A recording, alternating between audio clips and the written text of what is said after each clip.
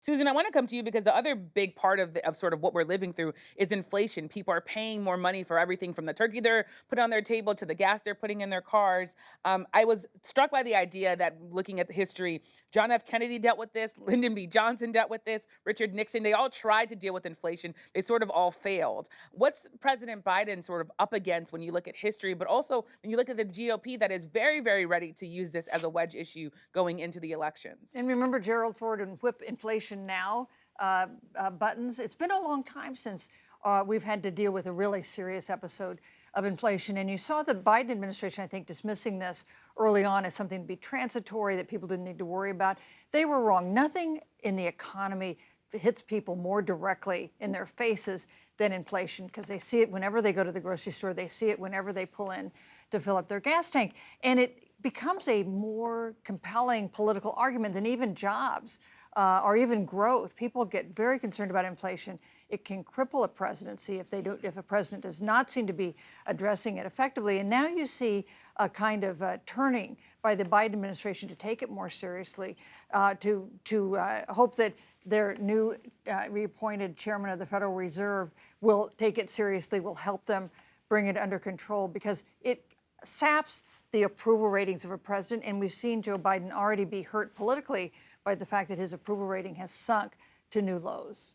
Yeah, and Tremaine, just another question on inflation. You wrote as part of your essay in the 1619 Project, you wrote about Elmore Bowling in Alabama, and you really talked about the fact of the racial wealth gap being a consequence and a legacy of slavery. Talk a little bit about this because I've always thought as a reporter, economics, wages, it should be a unifying thing because it's a class issue in some ways, but it's not because of who you blame, who Americans blame rather, for why they don't have a job or why their wages are so low.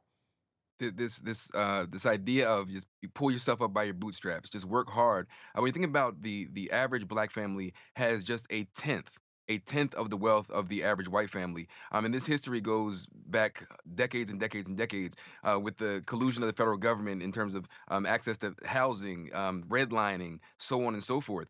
But in this conversation, I think we always have to remember that the policymakers, at least in Washington, none of them are hungry, right? But in America, in communities that are already suffering the losses from COVID-19, rising homicide rates, this dramatic wealth gap, and then on top of that, they're dealing with food insecurity already. And we don't talk enough about the actual poor in this country. It certainly becomes a political issue, right? And we talk about the middle class, but we're talking about those who have been marginalized for generations. And this is by no accident, right? Because what racism has really always been about is control of the resources. And where resources are scant, there is crisis. And we've been in a perpetual state of crisis for far too long in this country. Again, and the roots of this are very deep. This isn't just an administration's making. This is administration after administration after administration after administration because we accept a certain degree, dare I say, anti-blackness in this country that allows black and brown people, especially on the margins, to continue to live that way because our baseline of understanding and acceptance of this is that some folks are going to struggle and some are not.